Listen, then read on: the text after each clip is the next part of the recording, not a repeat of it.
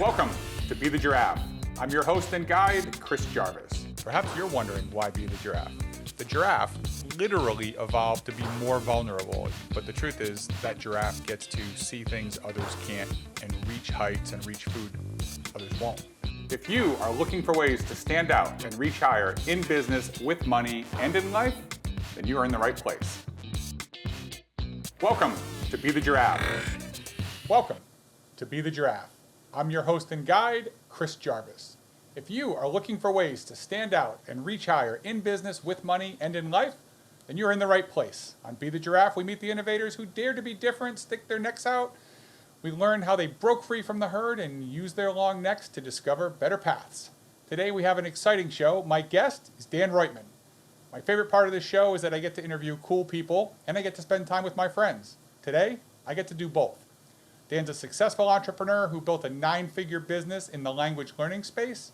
He was awarded the Ernst & Young Entrepreneur of the Year Award in 2012 in Philadelphia. He also wrote the Miller Moguls series to help teach kids about money. Dan then also helped launch Jarvis Morris with yours truly to help people, business owners, save taxes, become more efficient, and use those dollars to build a bigger legacy, greater impact, and greater wealth. So whether you're looking to build acquisitions, build your company, or have a greater legacy, you're going to want to learn what Dan has. If you want to elevate your perspective, see a better path, and be the giraffe, you are in the right place. Today, Dan Roitman, welcome to Be the Giraffe. Thanks for having me here. Excited to be here. It's great. So we're here for a conference, and we got a chance to film in studio, which is great. Absolutely. You've built a lot of businesses, done interesting things. We've gotten to the point that we're partnering on some fun stuff as well. But you did not have the traditional, I guess there is no traditional path in entrepreneurship. Every entrepreneur's path is crazy, otherwise they wouldn't be entrepreneurs. But I just learned 5 minutes ago that you did not go to college for entrepreneurship. You had a scholarship, and tell us about that, because people think they have to have a certain pedigree to get here. You went a really interesting way. So tell us about college, what you were focusing on, and let's start with some early years, because I think that's going to resonate with a lot of people in the audience. Yeah, I guess I got into music. Well, there were music classes that I guess we had to take in school. I mean, in elementary school, middle school, and so forth. You pick an instrument, whatever, and I picked clarinet originally, and then was like, this isn't very cool. So I tried trumpet, and and then found I was getting a lot of headaches. I mean, just blowing a little too hard. And then I guess when it came to high school, I started playing guitar, and I got pretty serious quickly, and eventually was practicing 3 hours a day.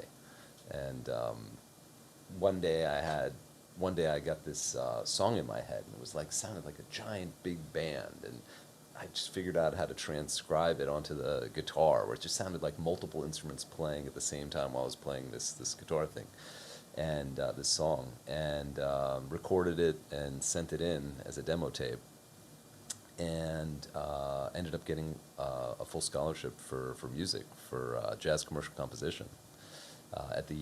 This was at Towson University, and so it was I was the first person in the state of Maryland who'd ever gotten a scholarship for guitar. So that was interesting. So I started, but I did actually go in, and I was pursuing a music degree while I was also pursuing a German degree and a international business degree. But so it was Which is a natural three things to put together. Well, the thing is I was actually born in Germany. And so I lived there until I was close to 9 years old. And when I was in high school, I was taking German classes to just try to keep the language and evolve it and so forth. So that was kind of an easier one to tack on. But yeah, that was the start. So you started with music. You started with music, German, went to college, and then what happened then?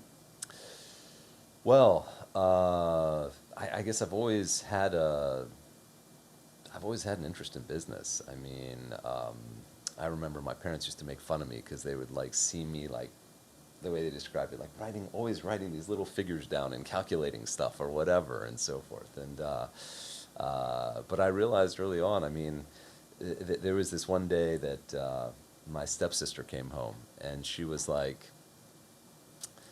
it was during the summer or something. She's like, well, why are you sitting on the couch, just like relaxing, laying there, and why don't you go do something? And she'd just come back working at Friendly's, like scooping ice cream or whatever, and was dirty and all this other stuff. And I was like, well, you just got back from like a 5-hour shift, and you're making, I don't know what it was back then, like 3-4 something bucks an hour or whatever it was, and you can do all that. You're working 5 hours. I can just sit here, do nothing. I go mow a lawn for like an hour. I get $35, and I can just come back and keep watching TV. I mean, so you know, I definitely was like entrepreneurial when I was a kid. You know, just trying to figure out like, okay, could I go shovel snow? Could I be useful in some way? You know, even like somebody I guess mowing their lawn, and they had me watch their what is it, like guinea pig when they went on vacation or something. Unfortunately, it died, and that's a whole story. But it wasn't my fault. You weren't very good at it. It wasn't my fault. It was just but basically it's just yeah, always kind of found opportunities and saw. I guess as an entrepreneur, what you end up doing is you see whatever environment you're in, you see things that are out of place, and that's where you see where there's opportunity. And it's kind of like you either fixing something or bringing something new to world is how you can add value. And so I always saw those things. So I know the music is. I didn't realize that you were like both of my daughters, where one is very artistic, and the other asked for a cash register for Christmas. Oh wow! Okay. When she wanted the real cash register. I think she was 12, so it was very into business, but very much yeah. So that's very funny. But also the person who gets the job done, the entrepreneur, is the laziest person. So you figured out, how can I make money faster instead of grinding out the Friendly's job, scooping a Jim Dandy Sunday. You find a way to make money faster. I mean, that is the entrepreneur. Well, I think there's a term, I guess, I've learned to use. It's called being lazy smart. And so, like, I remember this one time my stepdad came home, and he was so pissed. He's like, why is our neighbor's son mowing our lawn? And I was like, well, what do you mean? It's my responsibility to make sure that the lawn gets mowed, and you're paying, basically everyone else pays me 35. I think you pay me 25, and he wanted 15. So, but he was just mad. I was like, is it because I'm actually not doing it? I mean, why are you getting mad at me? And so, interestingly enough, I mean, I had certain instincts, so that was good. But you were asking about college, and so I ended up starting my first business my senior year in college, and I had my dad was living in Europe after my parents got divorced and moved back to the States with my mom, and I had always seen this in-flight magazine for I started seeing this in-flight magazine that had a text scanning pen where you could scan printed text and it converted it into computer usable text. And I'd actually had the idea for that like years earlier, studying and so forth in college. And so when I saw it, I thought, wow, I would know how to market this. And I ended up approaching one of my professors who was from Sweden. And I said, hey, I've got this idea, this company's Swedish that makes it. I want to go fly there, pitch them on this idea to then launch the marketing in the U.S. And I was like, what do you think? And the professors liked the idea and so forth, and off we went. We went to Sweden, pitched them, and I got some funding for it, and that's kind of like, that started my I guess my true journey. And that was in college? That was in college, yeah. And so, but that morphed. Eventually, this company decided to pull the technology out of it. Decided to go in a different direction. They wanted to use the optical technology for some other application, and so I had to pivot. And so that's kind of, as an entrepreneur, that's definitely something that you have to learn over time, is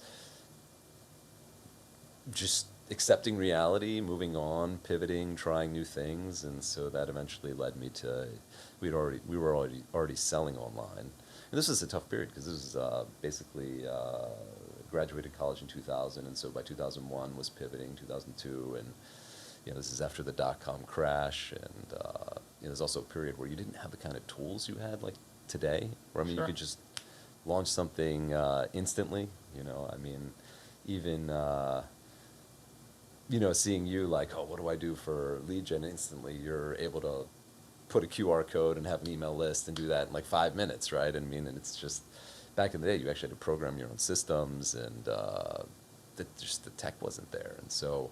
But I learned all of that. I actually taught myself how to program and so forth, and was super scrappy, and then eventually, after a couple other steps, discovered this amazing the Pimsleur language learning program, which I thought was an amazing methodology and really could help people, and that was the Before we next get into business. that, I want to Sure. I want to get into the. I want to get into when we come back from the break. I want to get into how, as a 20-year-old, you think it's okay to go talk to your professor about we should go. Like imagine today the idea, hey, my teacher and I are going to go to Sweden and try to pitch somebody for some money. That is, to me, that is a fascinating story, and I want you to, again, when we get back from the break, I want you to tell a story about how your brain worked to have the belief that you could make that happen. What's the word? This delusional optimism, and how important that is for the entrepreneur. And then I want to get into the journey of the things that you did, and you have a lot of great advice for the entrepreneur. So when we get back, Dan's going to talk about his crazy trip to Sweden, and then all the other cool things that he learned about entrepreneurship. So after the break, we'll elevate your perspective and help you be a giraffe.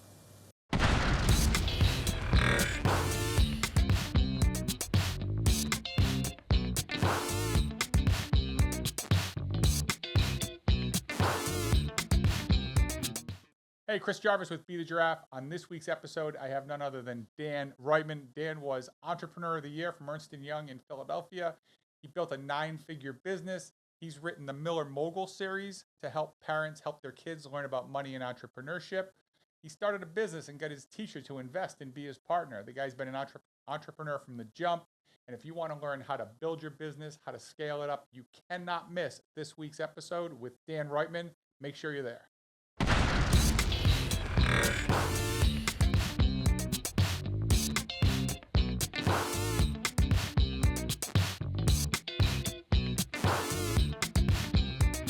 Welcome back to Be the Giraffe. I am here with Dan Roitman, the author of Miller Moguls and Entrepreneur of the Year from Ernst & Young from many years ago, 2012, but he has only gone up from there. And somehow he convinced his teacher to go travel with him to Sweden on a crazy adventure to start a company, which is really a great story. Tell us that story, because one of the big things for people in the audience who contact us and talk about the show is, that sounds great, I want to do something, but there's always this, not always, very often there's people are waiting for the right time.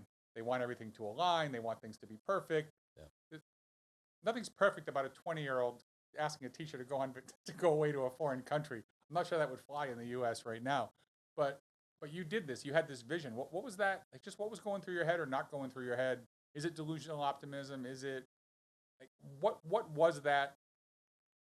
Then I have a follow-up question about mindset. But what was going through your head at that point? Well, it's interesting you bring it up now, because now I'm like, actually, that is kind of strange. Like, what made me think I should? Well, I just figured, okay, this professor of mine was from Sweden, and so I was like, well, I mean, I don't want to go to Sweden by myself. How old were you? I mean, I was probably 20 at that time. 20 years old, 19 or 20, yeah. So I was like, I mean, it just made sense to You're just from ask. Sweden. You must know your way around. You must know everybody. Like, hey, what do you think about this idea? And, this professor, she taught like business German, and she was into business. And so her husband was an entrepreneur, and she ended up being my business partner. So, it worked out.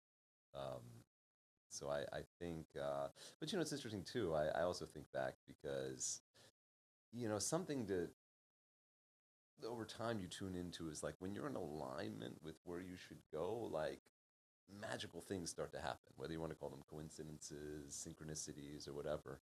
So when I was buying the tickets to go to Sweden, uh, I call into Iceland Air, and in the call center, I had transferred. So I pursued a music degree, but actually 2 years in, I was practicing like 6 hours a day between like practicing guitar, and then you also have to do like sight singing and all this other stuff, like practice piano, and I just got burned out. And I was just like, you know what? I could be just as creative in business and happy and so forth. And that's when I switched, and then I moved from Towson University to where I finished out at the University of Maryland, College Park. And so I call Iceland Air, and a buddy of mine from Towson is working in the call center and picks up. And he's like, hey, hey, just so you know, we actually have a 2-for-1 special or something like that. And so, but I mean, like, what are the odds of that? It's just so bizarre. And so, like, like just the world was, the universe was kind of conspiring to help me. I mean, that's kind of how I felt at some point. So that also gave me a lot more motivation. So you had a teacher who was your first partner, and in my first business, we had one investor who happened to be my business law and tax professor Oh, who interesting. gave me money, which was Gordon Klein was great, and I'm forever grateful. And nobody believed in you. Having somebody Yeah. get the power of telling somebody what you're trying to do and asking for help is valuable, because some people actually will. Yeah. Like, if I don't know what you need for help, I can't help you if I don't know what you want. But if you tell people, interesting. I know you do a ton of mentoring, and I'm sure we're going to get into that. I was mentoring one of my family friend who kid college didn't work very well for Evan, and he wants to travel the world and be a cook. Like, I gave him this idea that you're 20 years old, college isn't working, you want to be an assistant manager at a restaurant. What if you spent 6 months? Every 6 months you went to a different country and worked with a different chef, and you learned a different cuisine. By the time you're 30, you will have lived in 20 countries. Yeah. Like, you'll be a sought after chef at that point. Hmm. And so he literally sent me a text last night and said, I just talked to the manager at my restaurant and told him what I was thinking about doing. And he told people, and all of a sudden people started pooling tips to help me, Oh, like wow. stockpile cash. Oh, that's nice. I'm like, they're working in a service business. They don't have a ton of money, but like, Yeah. there's just something to telling people about your stuff. And you did that. So, Yeah. so you do this thing with the Swedish German professor, and you start the bug, the whole entrepreneurial thing. Where did it all shift for you? Like, when was the big lesson? Because it wasn't just meteoric success and everyone got, you didn't just build every year and everything was better and better and better. No. This road you've had a crazy road. So tell us about that. Well, so basically, when the CPAN business didn't work out, I mean, I eventually moved back in with my parents, and was trying different things and so forth. And I mean, fast forward a year and a half later, 2 years later, I mean, it's close to, I mean, it was like $20,000, $30,000 in credit card debt already. I mean, the one good thing about college is that I did work while I was in college, and I ended up saving up a bunch of money, and ended up having amazing credit, and even like $100,000 in credit availability, like when I graduated. And uh, so basically, yeah, I mean, I tested, and eventually we found that this language learning product worked, and And along by the way. language learning, tell like, the language learning thing you were working. What do you explain it to the people who Oh, don't? so basically, this was a language learning methodology that was an audio-based language learning methodology. So before we learned to read and write, we learned to speak. Yet most language instruction is teaching you with writing, with reading, with all these other modalities. Whereas, just like if you take, uh, like there are many music stars who never formally learned music theory or anything else like that, don't even know how to read music, but they still can, I mean, they've got natural ability to create, to listen, to transcribe, to bring their creations to life. I mean, in the same sense, uh, you don't have to learn, you don't even have to know how to read or write to be able to speak. So it's just a very powerful language learning methodology. So that really appealed to me, especially since I'd studied Russian in high school and then German as well at the same time. And so I'm in Spanish at one point in my life. And, it's just very difficult to learn how to learn a language in school. And so that was the So appeal for what so it. what happened with the language model? So you figured out you were getting, as you were working on that, you were getting some good feedback. Yeah, yeah, and so along the way too. I mean, just going back to asking for help and so forth. I think when I think we, as adults now and with wisdom and so forth. I mean, when we see somebody young doing something cool, your natural instinct is to try to want to help them. You just want them to be successful. At some point, you just want to encourage people to go for it, especially when they don't realize at the time that there's no risk at that age. I mean, there really isn't. And so I ended up with some mentors. I mean, because like one day I was online reading and I read something about conversion rate optimization. I was like, what the hell is this? And like, what the the blog posts at the time, they were just so like mind altering for me, like mind expanding. I ended up staying up all night reading everything this one of my mentors had written, and then in the morning I was dead tired. Called up and I was like, called him up and basically my question is like, where the hell did you get this information? Like, what was the context that even led you to think this way? And I've done that a couple times in my life where it's like you get exposed to something, you just like, what was the impulse for even those thoughts to form for someone? And then you like in the global economy and so forth, and understanding that a little bit more, and finding people that saw the crash happening in 2008 long before it happened. Like, where did they even get that mindset of being able to see that? But anyway, so that person ended up becoming a mentor, and wanted to help me. And then he introduced me to somebody else. So I had like some mentorship along the way by the time my business started to take off in 2002, because it was like something I had learned from uh, Roy Williams, who's famous ad writer and owns Williams Marketing, a famous radio advertising agency. I learned like how to write ads and how to think about persuasion and advertising, and that skill ended up having helping the business take off. It was one ad that I forced somebody to run who didn't believe it would possibly work, and they ran the ad despite that, and the rest was history. And so then really my journey became moving from what I would call entrepreneur to professional manager over time. Because eventually we had close to $100 million in revenue, close to 200 employees. And so it was kind of this journey of uh, just hiring people, great people, and learning how to manage and lead and inspire people and um, just end up with an amazing management team and yeah, just being able to scale up from there. Well, I want to get into that strategy. I think it's really important for people running companies in the next segment. But in the last minute we have here, talk about mentors and how important that is for people out there trying to get some, like, to ask for help. The fact that you said people want to help people with cool ideas, like, tell the audience. Like I said, we got about a minute just for some quick thoughts you have about the importance of a mentor and finding somebody to mentor you.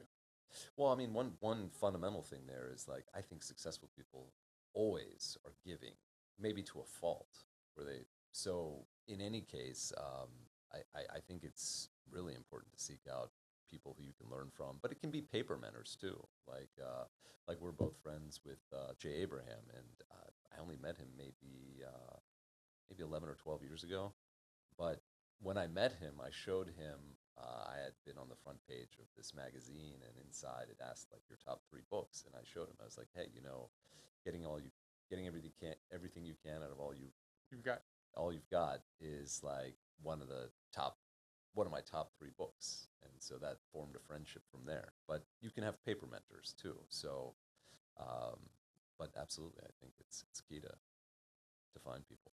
That's great. So we're going to give you, Dan's going to be your mentor in the next segment. When we come back, we're going to talk about taking that business from a grind and an entrepreneurial endeavor to becoming a truly professional manager who can grow something big and special. We'll be back after the break.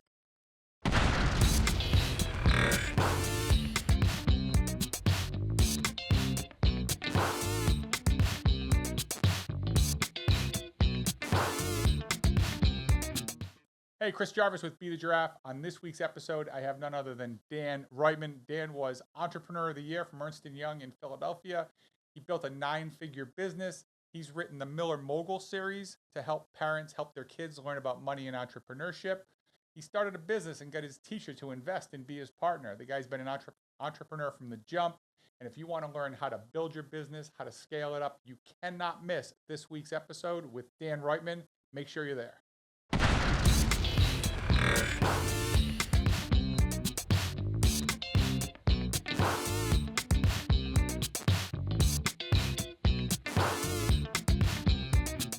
Welcome back. I'm here with your guru and mentor, Dan Roitman. He's here to take you all the way to the promised land, literally and figuratively.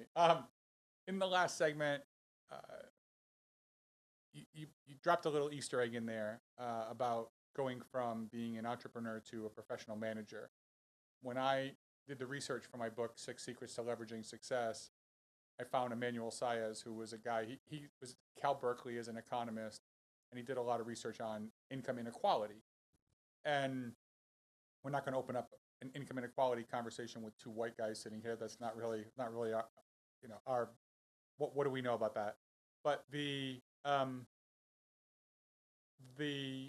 idea, what he came up with was that people who get to a certain level of wealth, if you get to making $300,000-$400,000 of wealth, which gets you into the top 1%, the odds are very slim that you will ever get to the 0.1% of wealth, the $2 million.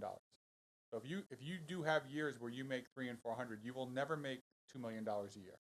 Is essentially what he came up with. And then Nido Qubein, who's the president at High Point University, school I love and really impressive guy, he talks about you're more likely to become a billionaire in the United States if you weren't born in the U.S. Like the odds of actually, so basically hardship gets you because you don't have the opportunity to get to you don't get any of those good paying jobs, so you have to create them for yourself. And sometimes you create something and it's lightning in a bottle and it becomes really big. So with all of that said, this idea that what got you from here to there, the grit, the getting your teacher to take you on the trip, the figuring out the guitar was cool and then recording something and sending it in, that the grind that I had with Guardian Publishing and Triarch and the early J&M and the other firms, when I just, even in a crowded space, I didn't see a way not to be successful. Mm-hmm. That same mentality is the thing that can ultimately hold you back. Mm-hmm. So you went on this journey to help people. Talk about like what you realized in yourself and what you realized with the business owners that you mentor, in that difference between how you get your brain in the right place to go from, I'm an entrepreneur, I'm the founder who's really pushing to get this thing off the ground, to the really hard, difficult things with scale and systems and the professional management.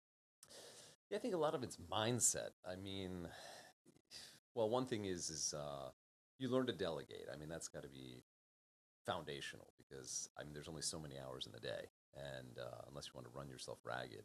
And I did have an early experience where I did run myself ragged, and I was reflecting on this a couple days ago, where I had I'd been working like 16, 18-hour days, and back then it was like I didn't have a laptop. I mean, I could have, but I had a desktop. I was trying to be scrappy, and I was programming. Like, I was also like working on like programming our systems and getting them ready with this ecom stuff. And I would go over to my professor's house, like former professor's house, business partner's house, and work there in this basement office. Carry the giant CRT monitor with me both directions, and like after like a while, I just ended up just like burning out and working 18-hour days, and so at that point, I remember that I was telling my friend, I was like, I get home, like I can only, it's like 5 o'clock, and I got to go home. And then all I can do is just like, I have no energy. All I can do is like watch TV for like 4 hours a day.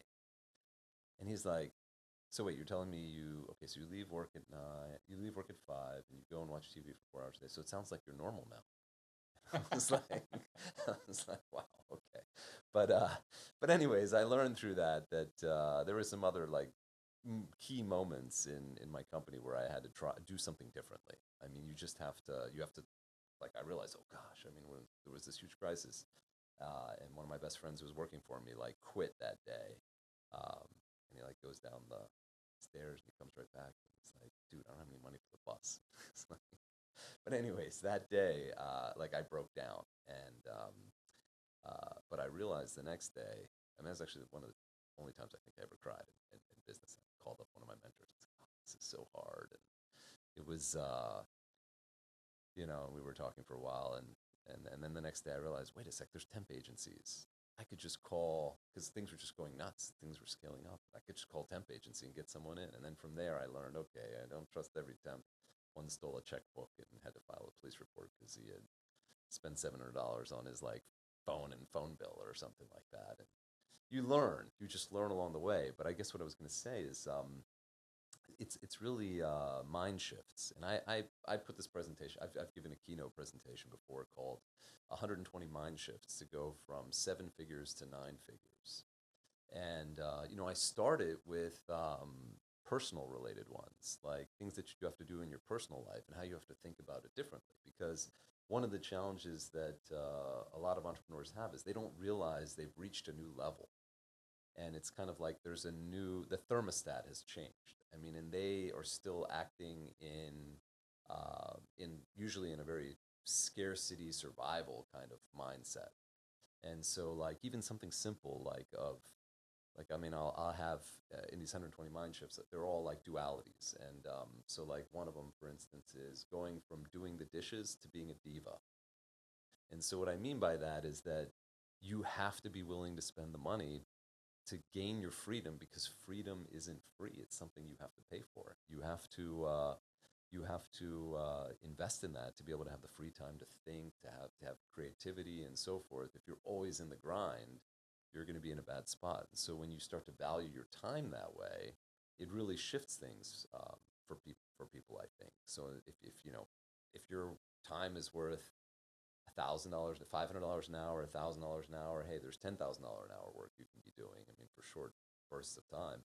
Um, you can't be doing the $10 stuff. You can't be doing the $100 stuff. So, I mean, that would be like a simple one.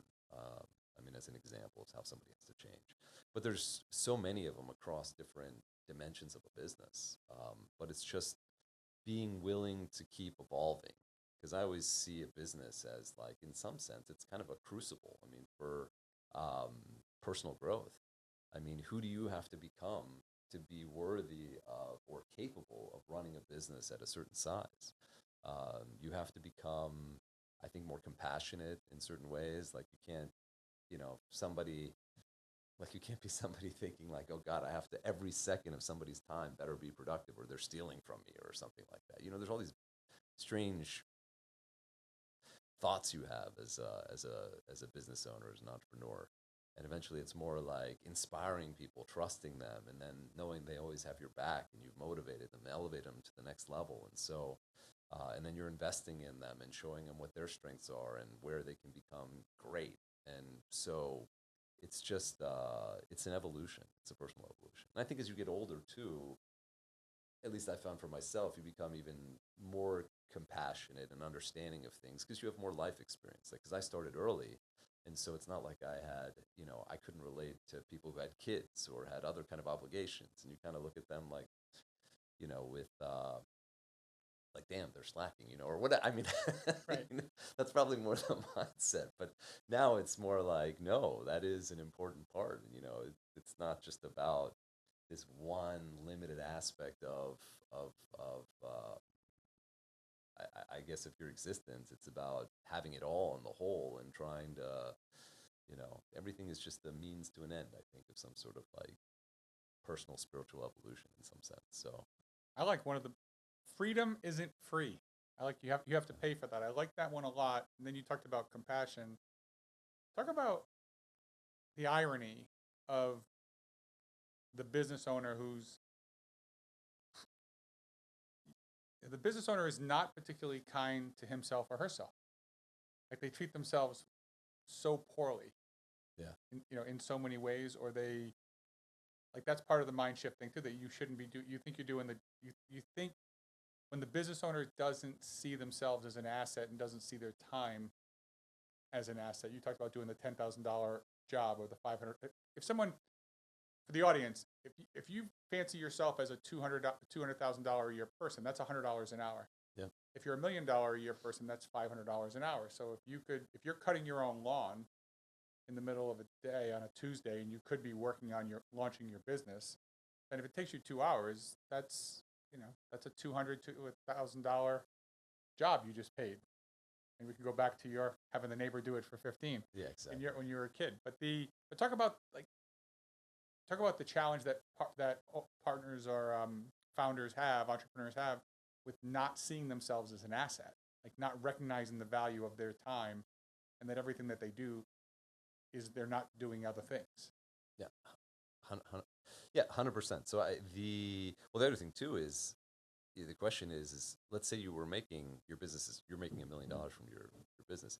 Is your time really worth $500 an hour, or is it really worth what ultimately the enterprise value of that business could be worth? So that's a whole nother view on that topic. But I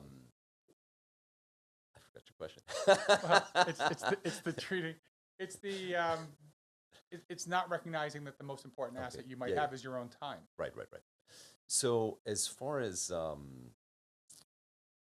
as far as an entrepreneur goes, or let's say a CEO, like fundamentally, let's start with the CEO role. I really believe ultimately in a business, whatever you want to call the title, your title, or the title of somebody helping you, you need this inside-outside leadership kind of approach to a business where you have the luxury of time as a CEO to be networking on the outside, learning, bringing in big ideas, maybe forming big relationships, finding big money if that's what it is, getting publicity, whatever it is. But you have to learn to free yourself up so that you're working effectively on the business instead of in the business. And then you have somebody who's like your COO, VP of operations, director of operations. I mean, don't create title inflation in a small company, but have somebody else who's basically got your back and is making sure the day-to-day stuff is getting done. So that's a big mind shift for people. And then in terms of investing in yourself, well, that investment in that other person is the investment in yourself. And that's how you have to see it. You have to see that every time you're hiring these amazing people that are just way better than you are in their respective areas, that it's an investment in yourself. It's creating your freedom. And most people go into business for themselves because they want freedom. They want to have the flexibility. They don't want to have to work for someone. They don't want to have to answer to someone. They want to. They just want. They want to pursue their dream in their own way. And so, to me, it's just an investment in yourself. I love it. So what you're going to do is freedom isn't free, but for the next 3 minutes, you are free. And invest in yourself and come back. And for the next segment, the last segment with Dan, it's going to be fantastic.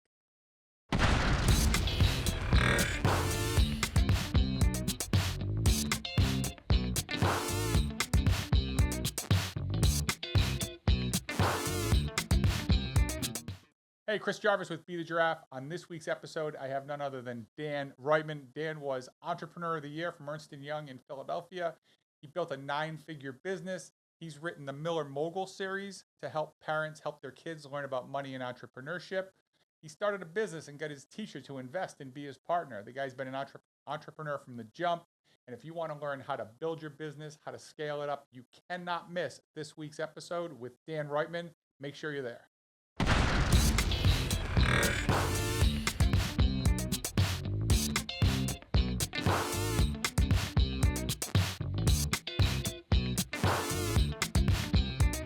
Welcome back. We're with Dan Roitman talking about all things entrepreneurship.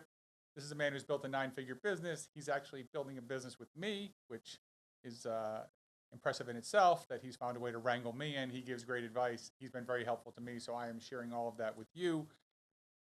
Freedom isn't free, but you have to free yourself of time.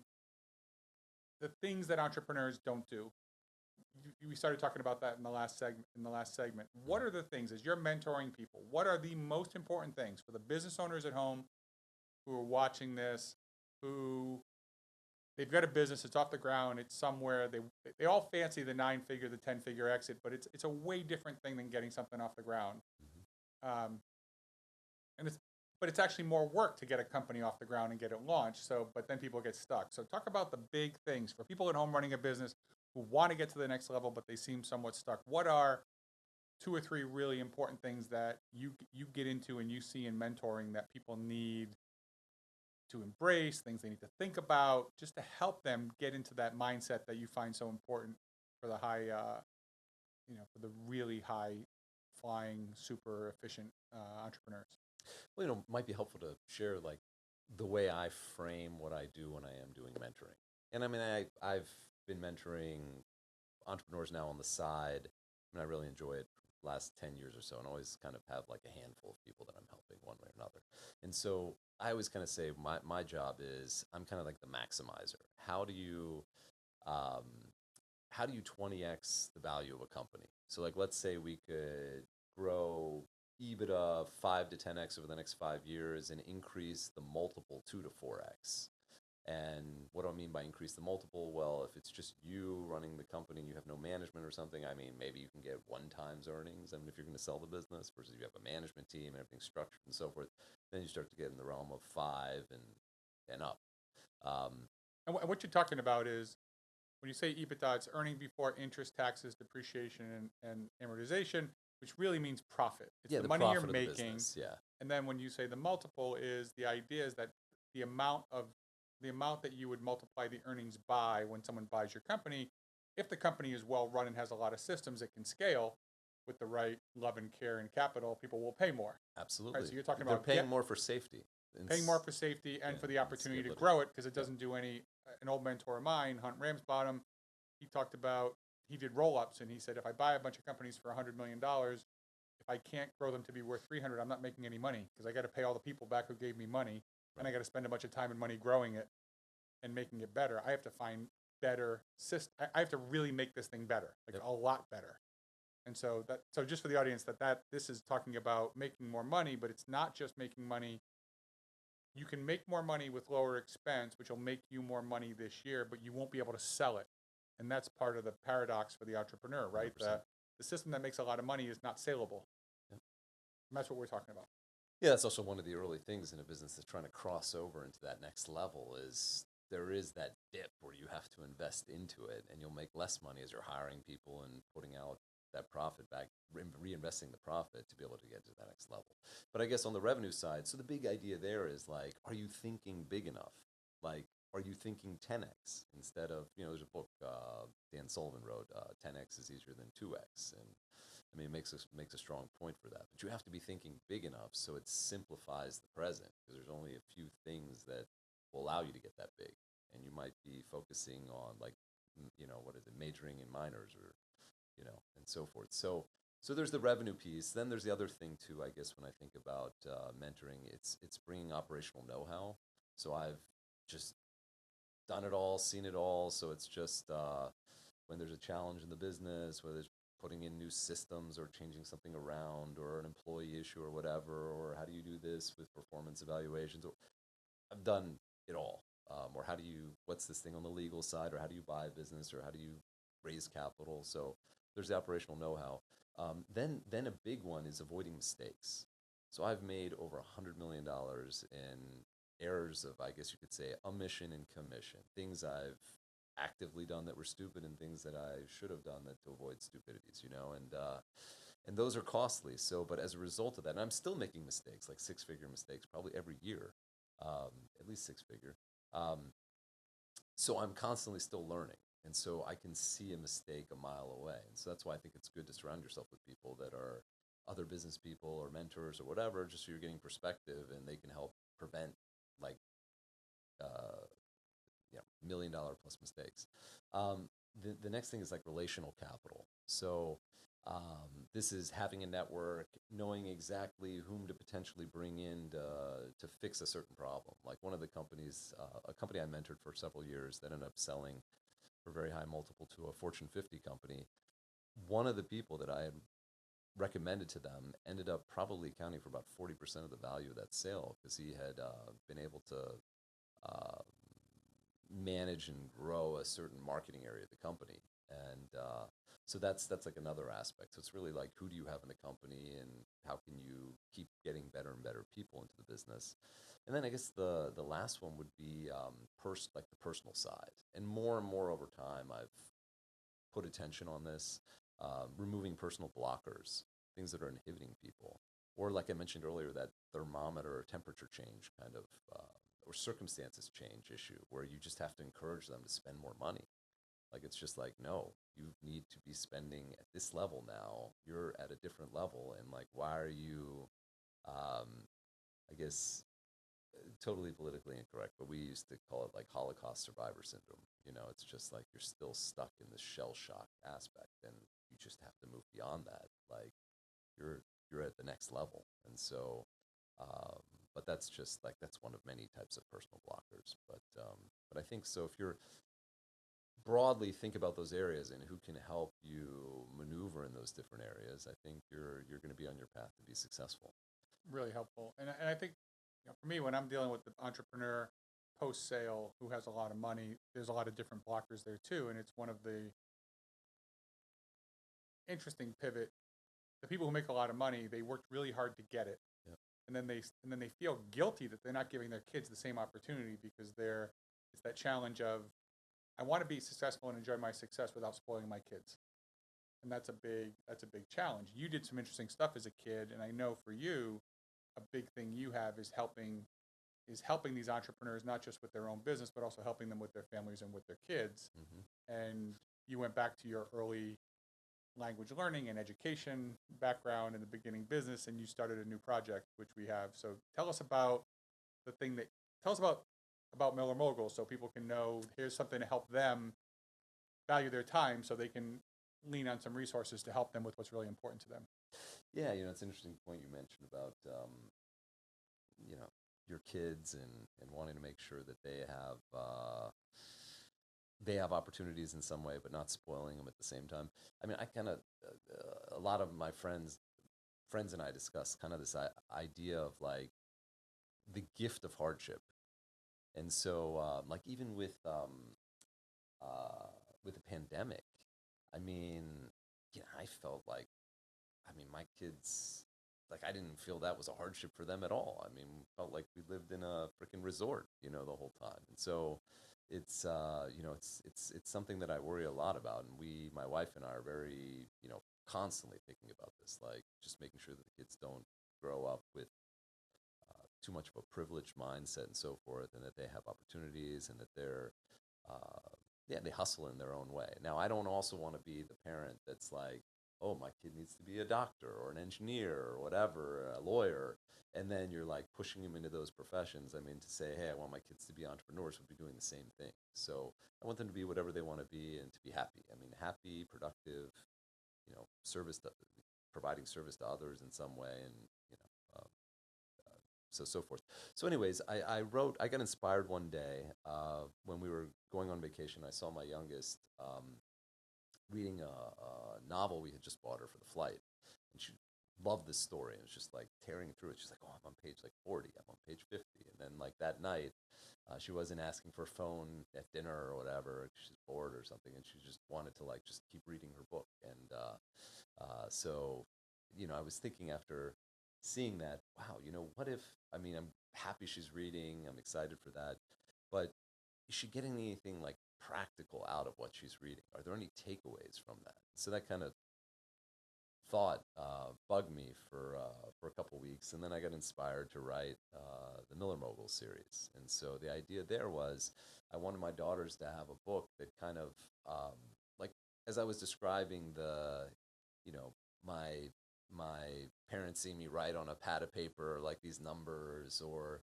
like how I happened to get the neighbor to mow the lawn. Like there's no context I had for any of that. I was just kind of like going out of instinct or whatever, or just seeing opportunity. And so I just wanted to put something in on pages onto paper where there's these super interesting stories where you see fiction implies conflict. So there's constant challenges happening along the way. You can't have a novel adult or children's novel without conflict, without some sort of obstacles that are happening. So, yeah, I wrote the stories for my kids, and I felt like I wish I would have had those stories as a kid, because then it would have inspired me a little bit more. Would have seen what like hustle and grit, resilience, and like in every book, they have the idea for a business that actually doesn't work, and then they find the idea that does work, and then it doesn't quite work, and then it does work, and um, it's a nice That sounds adventure. great. In the last where can people find Miller Moguls? Just go to millermoguls.com. Yeah, MillerMoguls.com. And how can people who might need some coaching, where can they find you? that is a mystery. I mean, that Freedom is not free, and it is also going to be elusive. If you want to find Dan, you're going to have to find him somewhere else.